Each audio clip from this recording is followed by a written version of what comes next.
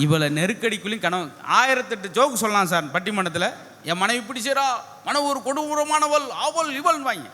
ஆனால் வீட்டுக்கு போனோன்னே மனைவி அவளை திட்டினவனுக்கு முதல்ல சாப்பிட்டீங்களான்னு கேட்குற அவள். ஆக மேடைக்குத்தான், நகைச்சுவைக்குத்தான். திருச்செந்தூர் கடற்கரை அந்த பதியில் குளிச்சிங்கன்னா புண்ணியம் கிடைக்கும், நினச்சே நடக்கும். போனேன் துண்டோடு குதிச்சான் புருஷன், கபக்கு கபக்கு 4 தண்ணி அள்ளி போட்டு டவார் நீஞ்சி வந்துட்டான். இந்த அம்மாவும் உடனே நடக்கும்னு சொல்லி கொஞ்சம் தள்ளி போய் குளிப்பும் குளிச்சு இழுத்துட்டு போயிடுச்சு. கும்பிட்டேன், நான் நினச்சே நடந்துருச்சு. அது வேறு இது வேறு அதெல்லாம் இல்லாமல் அது நகைச்சுக்கா சார். அதுக்காக மனைவி புறம் குறை அவங்க இருந்தால் தான் உண்டு. இப்படி மனைவியை நேசித்து குழந்தையோட அவங்களுடைய உறவுகளுக்கு முக்கியத்துவம் கொடுத்து அவங்களுடைய எண்ணங்களுக்கு முக்கியத்துவம் கொடுத்து வாழ்கிற வாழ்க்கை எப்போதும் கொண்டாட்டமாக இருக்கும், குதூகலமாக இருக்கும், பட்டைய கிளப்பத்தான் செய்யும். நம்ம வாழ்க்கையில் நம்ம கையில் என்று வாழ்வோம். நன்றி, வணக்கம். அனைவருக்கும் சிறப்பான வாழ்த்துக்கள்.